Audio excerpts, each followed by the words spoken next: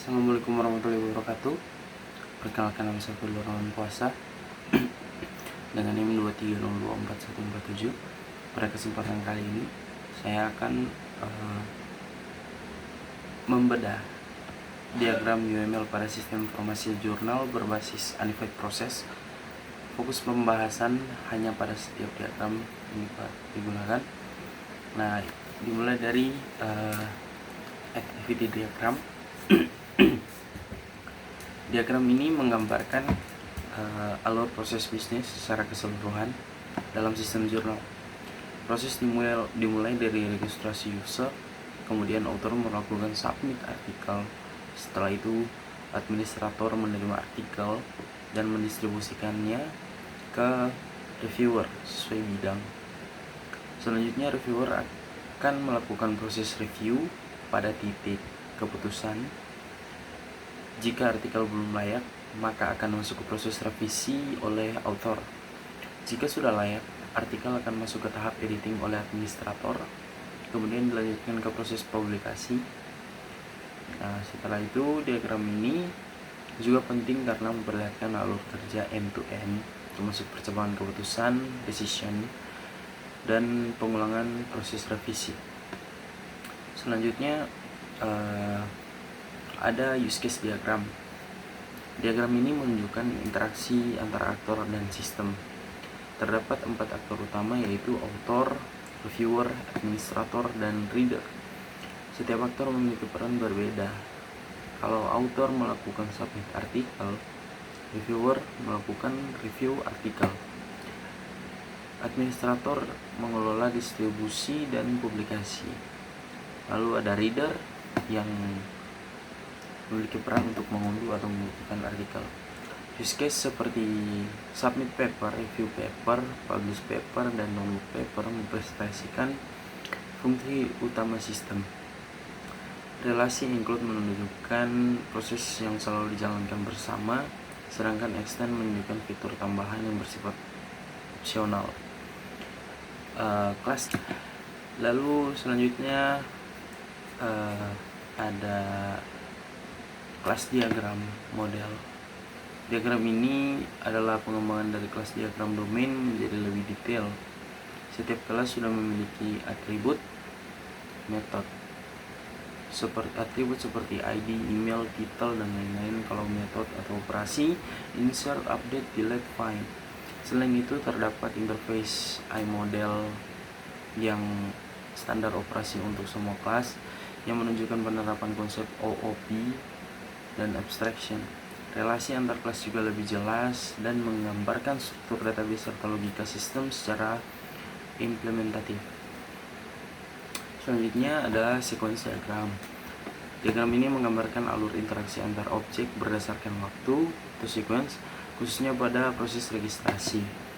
Alur dimulai dari user mengisi form, kemudian sistem melakukan validasi data, penyimpanan data ke database. Jika validasi berhasil, proses dilanjutkan ke penyimpanan. Jika gagal, sistem mengembalikan error.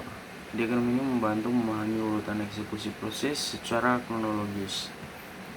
Selanjutnya ada communication diagram. Diagram ini memiliki tujuan yang sama dengan sequence diagram, tetapi dengan pendekatan berbeda. Fokusnya adalah pada hubungan dan komunikasi antar objek, bukan urutan waktu. Objek seperti user, form, validation, dan user management saling bertukar pesan. Diagram ini menekankan struktur komunikasi antar komponen dalam sistem. Ya, seperti itu. Lalu yang selanjutnya itu ada state machine diagram. Diagram ini menggambarkan perubahan state atau kondisi dari suatu objek sepanjang waktu. Contohnya pada proses submission, dimulai dari state awal, masuk ke proses validasi, kemudian ke proses penyimpanan, hingga mencapai state akhir. Setiap perubahan state dipicu oleh event tertentu, dan diagram ini penting untuk memahami siklus suatu objek dalam sistem. Lalu selanjutnya ada komponen diagram. Ini menunjukkan arsitektur komponen sistem. Terdapat beberapa komponen utama seperti controller, model, view, database, library. Struktur ini menunjukkan pola MVC, model view controller, di mana setiap komponen memiliki tanggung jawab masing-masing. Diagram ini membantu memahami pembagian modul dalam sistem. Lalu selanjutnya deployment diagram. Diagram ini menggambarkan bagaimana sistem diimplementasikan pada infrastruktur fisik. Sistem dijalankan pada server dengan sistem operasi Ubuntu server, web server Apache, atau database MySQL. Diagram ini menunjukkan hubungan antara software dan hardware dalam proses deployment. Setiap diagram UML memiliki peran masing-masing, dari menggambarkan proses bisnis, interaksi pengguna, struktur sistem, hingga implementasi dan deployment. Dengan memahami semua diagram ini, kita dapat melihat sistem secara menyeluruh dari berbagai sudut pandang. Mulai dari activity diagram yang menjelaskan alur proses bisnis, use case diagram yang menggambarkan interaksi pengguna, hingga class diagram yang menunjukkan struktur sistem. Kemudian diperkuat dengan sequence dan communication diagram untuk melihat interaksi antara objek, serta state machine untuk memahami perubahan kondisi sistem. Selanjutnya, komponen diagram dan deployment diagram memberikan gambaran bagaimana sistem diorganisasi secara teknis dan diimplementasikan pada lingkungan nyata. Dengan memahami keseluruhan diagram ini, kita dapat melihat bagaimana sebuah sistem dibangun secara terstruktur, mulai dari bisnis hingga implementasi. Sekian penjelasan diagram UML pada sistem informasi jurnal. Apabila ada salah kata, saya mohon maaf. Assalamualaikum warahmatullahi wabarakatuh. Selamat malam.